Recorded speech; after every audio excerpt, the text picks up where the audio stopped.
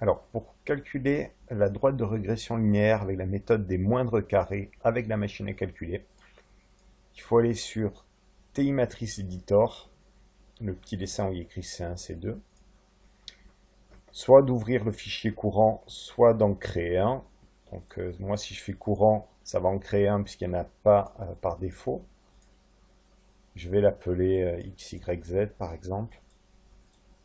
Voilà, donc je me retrouve devant une colonne vide. Si par hasard mon éditeur n'est pas vide, il faut que je fasse F1 et que j'aille sur la 8e ligne, c'est Clear Editor. Je vais recopier dans la première colonne la première ligne, c'est-à-dire les valeurs des XI. 400, 450, 500 et 600. Dans la seconde colonne, je vais copier la deuxième ligne, seconde ligne. C'est les YI. Alors en face du 300, il y a 210, 190 et ainsi de suite.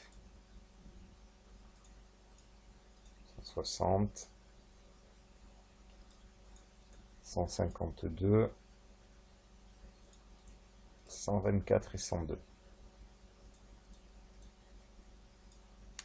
Ok, donc normalement je devrais avoir autant de valeurs dans la colonne C1 que dans la colonne C2, sinon c'est qu'il y a un problème. Alors une fois que j'ai fait ça, j'appuie sur la touche F5 qui correspond à calque. Je vais pas laisser deux variables, mais je vais utiliser, alors si elle est en français, il y a écrit reg_line, c'est-à-dire l'inverse. Si elle est en anglais, il y a écrit line_reg, comme ici. C'est le cas là en anglais.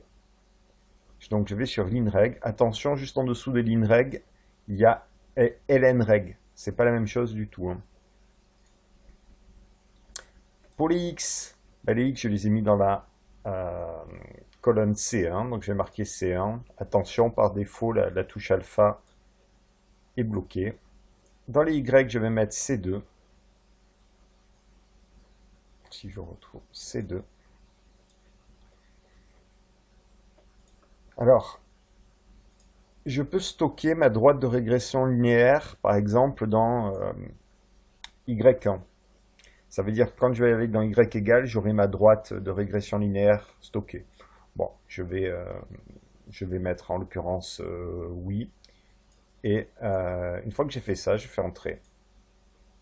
Et apparaît ici ma droite de régression linéaire.